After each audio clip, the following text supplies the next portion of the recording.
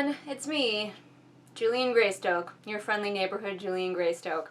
Today I'm wearing this brand new shirt that I bought myself, Chaotic Trash. I bought it as a gift for myself. And also this awesome coffin necklace, seemed fitting, that I unboxed. I'll have an unboxing coming out probably sometime after this video comes out, unboxing a whole bunch of cool art that I bought, so that'll be exciting. Look forward to that.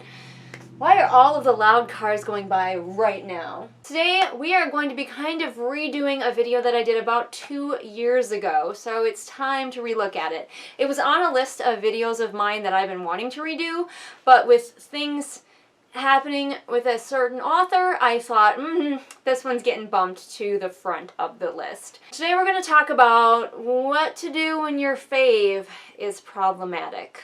We're not going to go too in-depth about a certain fave. Not a fave of mine, but a fave of a lot of people. To be clear, I have read all of her books. I just am not a super fan like some people. I just enjoyed them when I was younger and have kind of moved on from them. Other people have already talked much more eloquently and educatedly about this than I could, and I will link some of those videos down below, so please go check them out for a more thoughtful look at exactly what happened. You know, guys, I always tell people never meet your heroes, because your heroes are going to disappoint you.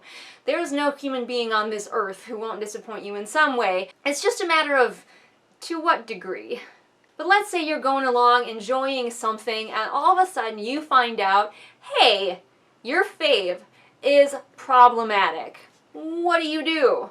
Well, your first knee-jerk reaction may be to be like, no, it's not. You don't know what you're talking about. I don't like what I like. You can't tell me what to like. It's human instinct when we're told that our liking of something is maybe problematic to push back against it really hard.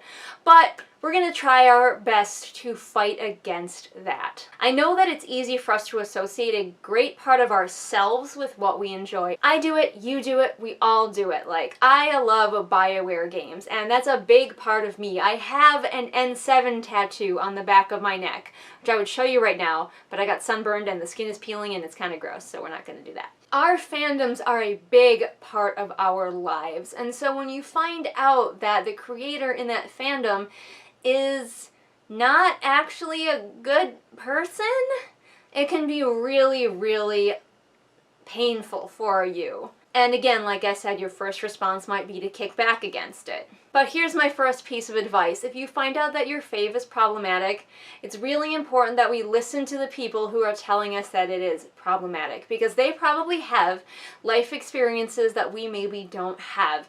They are maybe coming at it from an angle that we just aren't able to, and listening to their angle is valuable. We want to learn and grow as human beings, I assume. I mean, got nothing else to do. So once you have managed to control your knee-jerk reaction and you have listened to the person who's telling you that your fave is problematic, I recommend that you continue to research, find out more, educate yourself about your fave and the angles that people might be coming from. It might be something really small, like a couple of tweets they made a long time ago that aren't a reflection of who they are now, because again, people learn and grow, that you can be like, okay, I don't really hold that against them. Or it could be something like tweets they made really recently, and then a diatribe that they went on that's filled with all kinds of wrong information.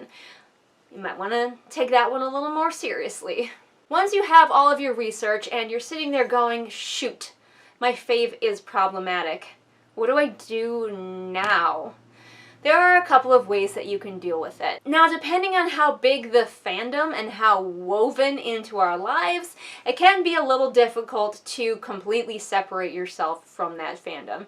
You might very well have Harry Potter tattoos, just like my N7 tattoo. You may have spent a lot of money on special covers of the books. Maybe you went to Harry Potter World Land. I don't know. Nigel's butt is here and his tail. But that fandom might be a really big and happy part of your life, and so it might not be as easy as ripping off a Band-Aid to eliminate it. What do? As we know, with the current problematic fave, there have been quite a few reactions, one of which is to completely go, death of the author. I separate the books from the author. She didn't even write them. I can still have the thing that I love. I just disavow the author. And that kind of works, but you do have to be careful with that. Doing something like that, even though in your head you've separated the author from the books and the fandom, doesn't necessarily mean that it will be separated to other people that you might come in contact with. So you might still get people being like, yeah, no, still problematic, yo. Plus, even though you're not in your heart supporting that problematic author, doesn't mean that you're not actually in real life still supporting them by continuing to promote that fandom, by continuing to promote all of the things that you love. And right now, with a wound so fresh as what recently happened with a certain someone, it's really difficult for many fans to just pull off the Band-Aid. So I have a couple of thoughts when you find out that your fave is problematic, a few things that you can do. A big one for me is if I find out an artist is problematic but I still want to enjoy and explore their art, I make sure that I don't give that artist any money for it. Because money talks, and it's a big way to show someone that you don't like where they stand if you're not going to pay for their thing. Now, with a certain someone, that's probably not going to be as big of a deal to her because she already has all the money in the world.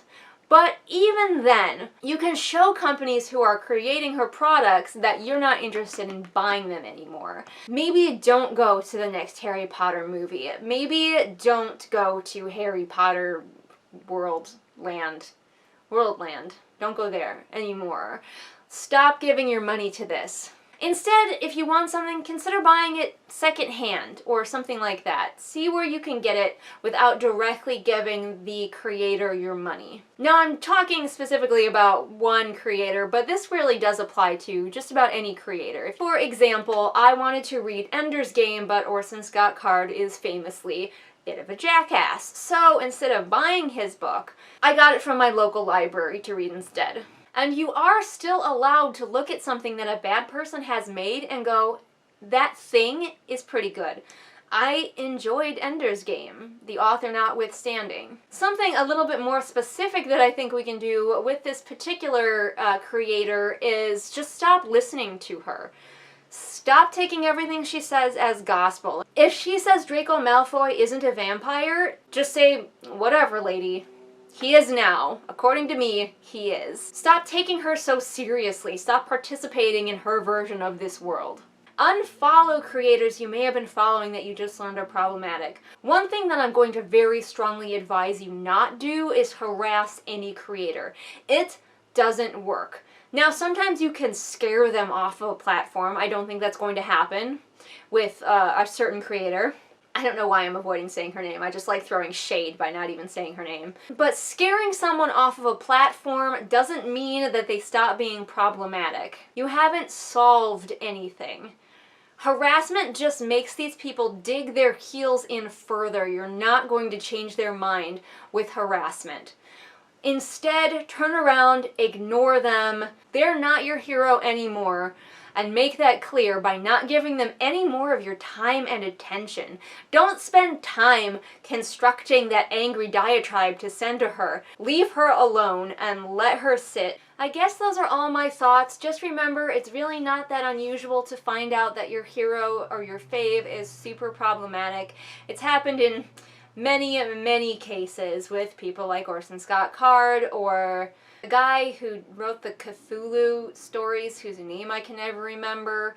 Like, people still like his books, but he is super racist and sexist. But people still consume his books. So you do have to do some degree of separation of the artist and the product, but at the same time, you can do that while not giving the artist or their publishing companies or whatever your money. I hope this video was interesting and helpful for you. If you want to go watch the old one, you still can.